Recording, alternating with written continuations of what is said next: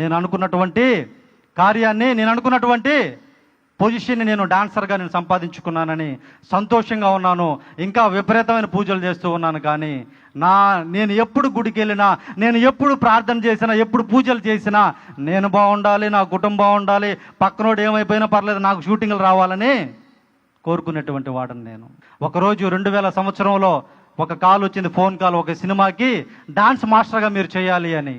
Dance master అంటే చాలా గొప్ప విషయం అది. ఆ డాన్స్ మాస్టర్ అంటే ఎంత పెద్ద హీరోయిన్ అయినా డాన్స్ మాస్టర్ కాళ్ళు మొక్కాల్సిందే. అటువంటి పొజిషన్ని నేను పొందుకున్నాను 2000 సంవత్సరంలో. అక్కడ కూడా ఒక సాంగ్ ఆ సినిమాలో సూపర్ డూపర్ హిట్ అయింది.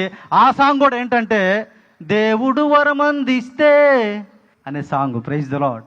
నేను అనుకున్నాను, అబ్బా అబ్బా అబ్బా అబ్బా, ఏదో ఈ విగ్రహాలు నాయనా ఈయనను కోరుకున్నాయని చెప్పి, ఇంకా ఆ రోజు పొద్దుటి నుంచి ఇంకా చూడు, పొద్దున మా ఫ్రెండ్ లేచే లోపల ఎత్తుక్కునేవాడు మనిషిని, ఎందుకంటే అంత దూపం వేసేవాడిని.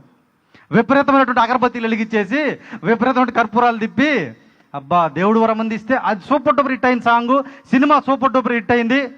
ఇయ్యే అనుకొని ఇంకా నేను విపరీతంగా పూజలు చేయడం స్టార్ట్ చేశాను.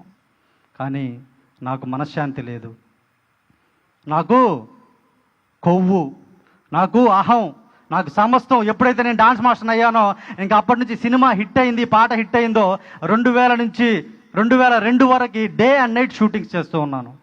ఇంకా మా అమ్మగారితో మా నాన్నగారితో ఒకటే కమిట్మెంట్ వచ్చేటప్పుడు, మీరు నన్ను వద్దన్నారు కాబట్టి నేను మీకు రూపాయి ఇవ్వను, మీరు నాకు రూపాయి ఇవ్వద్దు, ఇదే కమిట్మెంట్.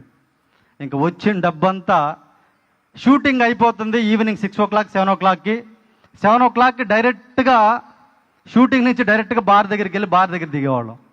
ఇంకా బార్ దగ్గర దిగి నైట్ 12 గంటల వరకు మేము సంపాదించిన డబ్బంతా అక్కడ ఇచ్చేసి కుతికిల దాకా దాగి 12 గంటలకు రూమ్కి వెళ్ళి మళ్ళీ పొద్దున 4 గంటలకు లేచి తలస్నానం చేసుకొని మళ్ళీ అగరబత్తీలు అన్నీ వేసి నామాలు గేమాలు పెట్టుకొని మళ్ళీ షూటింగ్ ఫ్రెష్గా వెళ్ళిపోయేటువంటి వాళ్ళం.